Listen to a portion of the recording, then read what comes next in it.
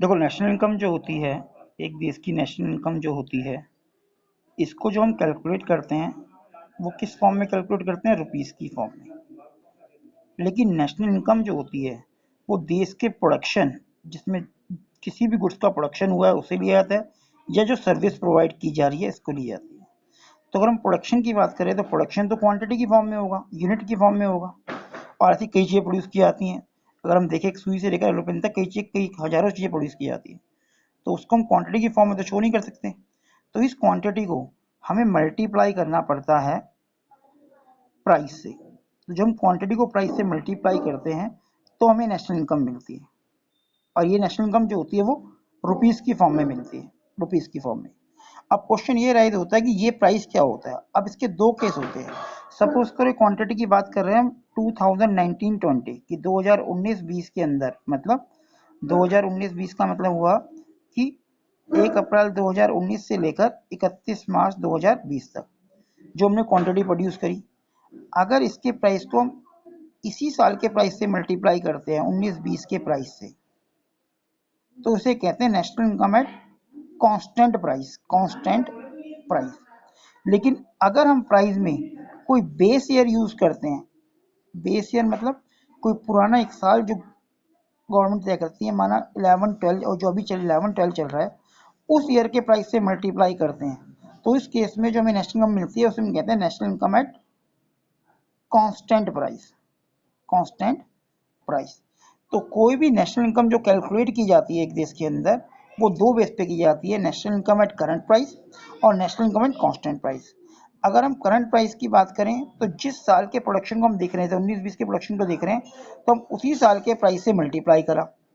लेकिन अगर हम बेस ईयर की बात करें तो हमने कोई बेस ईयर लिया क्या 11-12, और 11-12 के साथ आने वाले सब सालों में हमने इस रेट का जो प्राइस चल रहा है, जो उस टाइम प्राइस चल रहा है, उससे मल्टीप्लाई करेंगे।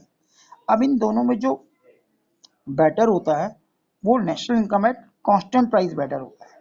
क्यों? नेशनल इनकम जो हमने कैलकुलेट की वो क्वांटिटी मल्टीप्लाई बाय प्राइस है। अगर हम करंट प्राइस की बात करें, तो हमने क्या करा, हमने 2020 में कोई चीज़ प्रोड्यूस करी 500, और उसको उसी चीज़ से मल्टीप्लाई कर दिया, माना 50 रुपये साल के प्राइस से। ये तो बात हुई 2019-20 की। तो ये प्राइस कौन सा हो गया? Current price.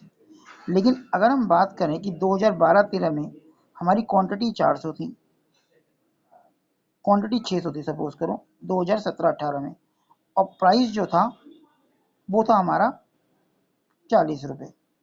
तो यहाँ पे अगर मैं कैलकुलेट करूँ तो कितना आ रहा है? 24,000 रुपये आ रहा है। और यहाँ पे कैलकुलेट करूँ तो कितना आ रहा है? 25,000। तो हमें लग रहा है हमारी इनकम 24,000 से बढ़ के 25,000 हो गई है। लेकिन एक्चुअल में क्या है, हमारा प्रोडक्शन 600 से कम होके 500 हुआ है। केवल प्राइस बढ़ने के कारण हमें ऐसा लग रहा है कि हमारी नेशनल इनकम बढ़ रही है। तो करंट प्राइस का सबसे बड़ा ड्रॉबैक होता है। करंट प्राइस से हमें एक्चुअल फिगर पता नहीं लगती इकोनॉमी ग्रोथ कर रही है कि नहीं कर रही है। लेकिन जब कांस्टेंट प्राइस की बात करते हैं तो उससे हमें एक्चुअल फिगर पता लगती है, क्योंकि इसमें इफेक्ट किसका पड़ने वाला है कांस्टेंट प्राइस में? इसमें केवल क्वांटिटी का फर्क पड़ने वाला है। अगर हम बात करें कांस्टेंट प्राइस की तो उसमें क्या होगा, प्राइस तो हमने 2011-12 का ले लिया, 2011 और 12 का प्राइस, माना किसी गेहूं की बात करें, इसका प्राइस माना 5 रुपये था पर केजी, 11-12 में। अब अगर हम बात करें 12-13, 13-14, 3 साल हो गई, 14-15, और उसको क्वांटिटी सपोज करो यहाँ पे प्रोड्यूस हुई 500 यूनिट, यहाँ प्रोड्यूस हुई 700 यूनिट, और यहाँ प्रोड्यूस हुई 400 यूनिट। अब कांस्टेंट प्राइस में मल्टीप्लाई किससे कर रहे हैं? अगर हम national income in constant price की बात करें तो हम 5 से ही मल्टीप्लाई करेंगे, 5, 5 और 5। अगर हम चेक करें तो देखो इस फिगर में कितना आ रहा है 2500, यहाँ पे कितना आ रहा है 3500, यहाँ पे कितना आ रहा है 2000। और क्योंकि हमारे पास ये एक्चुअल रुपीस की फिगर होती है, ये 25,000 है, ये 35,000 है, 20,000, तो 25 से 35 आ रहा है, इसका मतलब नेशनल इनकम बढ़ रही है। तो देखो हमारी क्वांटिटी भी बढ़ रही है, और 35 से 20 हो रहा है तो ये भी कम हो रही है। तो इसका मतलब इस प्राइस में, ये जो प्राइस मैंने लिखा है 25, 35 और 40, इसमें इफेक्ट क्वांटिटी का पड़ रहा है। क्यों? क्वांटिटी चेंज होगी तो नेशनल इनकम चेंज होगी, वरना नहीं, क्योंकि प्राइस तो कांस्टेंट है।